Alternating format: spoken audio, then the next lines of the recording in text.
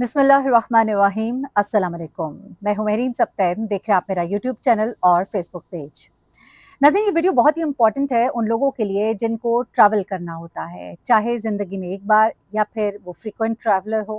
कई लोग जो अपने आप को बहुत समझदार भी समझते हैं, वो ये समझते हैं कि हमने ज़िंदगी में बहुत ट्रैवल किया हुआ है, लेकिन इस वक्त ऐसे ऐसे फेक जो मराहिल है वो मौजूद हैं सोशल मीडिया पर, कि आप उसमें कहीं न कहीं फँस ही जाते हैं। ऐसे लोगों की स्टोरीज़ अब निकल कर सामने आ रही हैं जो फ्रीक्वेंट ट्रैवलर्स हैं, जो प्रोज़ एंड कॉन्स जानते हैं, जो इसमें एहतियात करनी है उसके बारे में भी जानते हैं और फिर भी वो इस किस्म के किसी भी शिकार में जाल में फँस जाते हैं।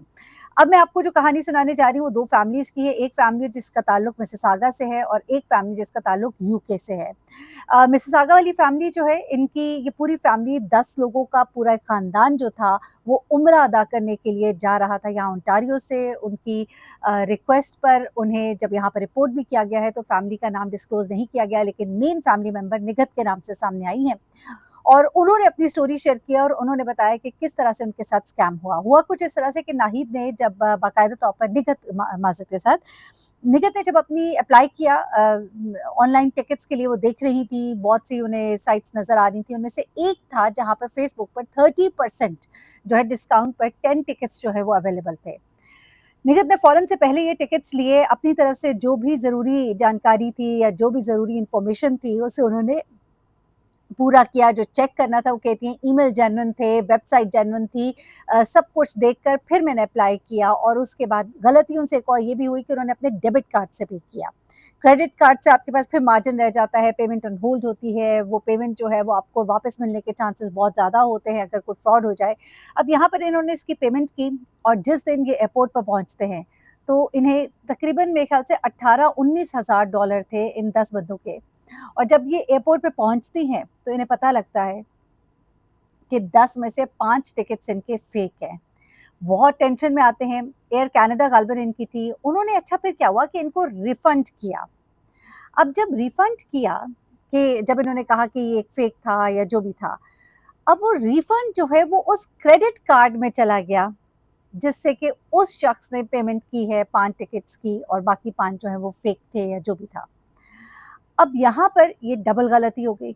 अब उन्होंने इसको अमाउंट को क्लेम करने के लिए उस वक़्त उन्होंने बाकी की पेमेंट की, ये लोग उम्रे पे चले गए, फिर वापस आए। हर तरह से कोशिश की, लेकिन अभी तक कोई भी बैंक से कहीं से भी उनको किसी भी किस्म का कोई भी रिप्लाई नहीं। देखिए, जो क्रेडिट कार्ड उस शख्स ने यूज़ किया था उन 5 टिकट्स की पेमेंट के लिए, उसी क्रेडिट कार्ड पे वो बाकी की पेमेंट रिफंड हो गई, उसको डबल फ़ायदा हो गया और इनके पास कोई पेमेंट आई ही नहीं। अब ज़रूरी है देखना कि जिस बैंक का वो क्रेडिट कार्ड था, उसको चाहिए कि वो देखे वो बंदा कौन है, उसे जिसे क्रेडिट कार्ड दिया गया, उसकी एक हिस्ट्री होती है, उसकी एक पहचान होती है।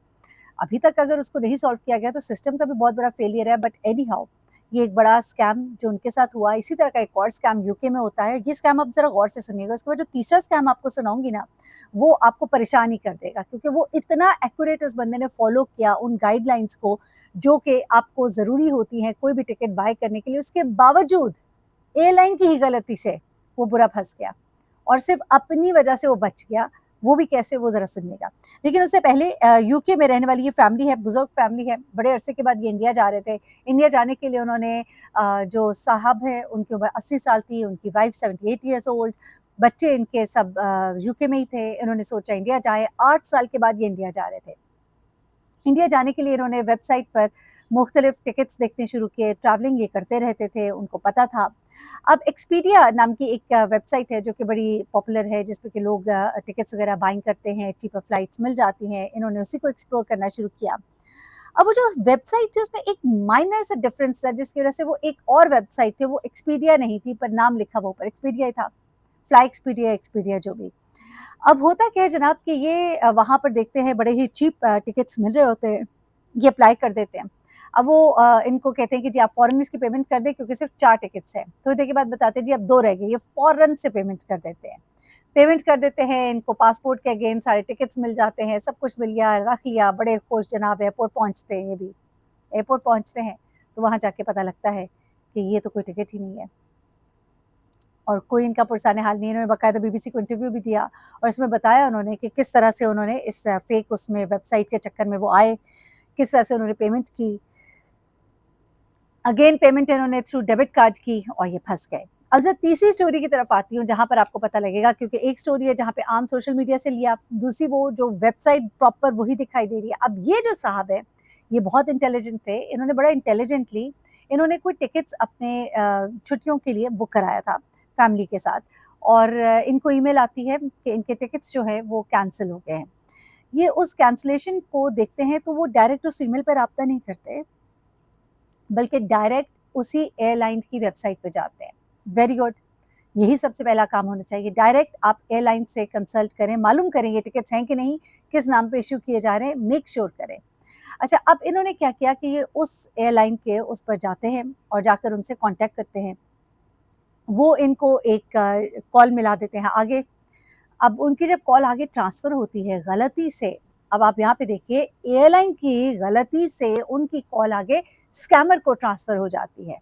कहा ये उनको ये चाहता है कि आप अपना जो टिकट है वो चेंज कर लीजिए, दूसरी एयरलाइन से चले जाइए, और फिर ये कहकर उनको आगे ट्रांसफ़र किया गया। वहाँ पे उनकी कोई तकरीबन 3 घंटे की कॉल होती है। ये बाकायदा इसकी डिटेल्स लिखी हुई हैं, इन साहब की तस्वीर जो है वो भी मैं लगा दूँगी साथ में। और इन्होंने पूरा 3 घंटे उनके साथ गुफ्तगू की और उसके बाद उन्होंने अपने क्रेडिट कार्ड से पेमेंट की। अब ये पहली पेमेंट है जिसकी स्टोरी मैं बता रही हूँ, थ्रू क्रेडिट कार्ड हुई। इन्होंने क्रेडिट कार्ड से पेमेंट की और उसके बाद इनकी पेमेंट जो है वो रिक्वेस्ट ऑन होल्ड जा रही थी मुसलसल। इन्होंने उसको फिर कन्फर्म करने के लिए जब 1-2 बार पूछा और फिर जब नहीं हुआ, और उसके बाद फाइनली जब दोबारा उन्होंने उस एयरलाइन को कॉन्टैक्ट किया कि ये मेरी पेमेंट जो है वो नहीं हो पा रही है, तो what should I do, what should be the next payment, what should be the next method, तो वहाँ पर जाकर पता लगता है कि जी ये जो टिकट है इसके अगेंस्ट तो कोई बुकिंग हुई नहीं है, यानी कि इस सीट के अगेंस्ट कोई बुकिंग है ही नहीं, दिस इज़ नो टिकट जो आपको ऑफ़र किया जा रहा है। और यहाँ पे वो शख्स कहता है कि बस वो क्रेडिट कार्ड की वजह से और उसकी जो ट्रांज़ैक्शन में जो डिलेज़ होते हैं उसकी वजह से मेरी बचत हो गई, but he called the right airline.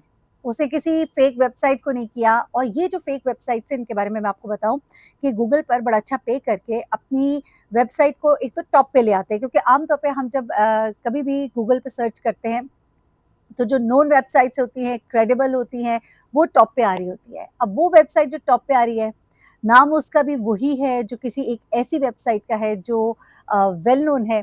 फिर उसके बाद आप ये देख रहे हैं कि कोई ख़ास फ़र्क भी नहीं, आपकी आँखों से आप नहीं नोट कर पा रहे, लेकिन वहाँ पर एक छोटे से डॉट का जो फ़र्क होता है, वो उस वेबसाइट को एक और नई वेबसाइट बना देता है। आपको नहीं पता लगा, लेकिन स्कैमर की ये एक बड़ी टेक्नीक होती है। So you have to be very very vigilant, very accurate. कोशिश करें कि डायरेक्ट आप ऑफिस को फ़ोन करें या फिर किसी सही एजेंट या कंपनी से रब्ता करें जो ज़िम्मेदारी इसकी खुद ले, ज़िम्मेदारी उनके कंधों पर हो।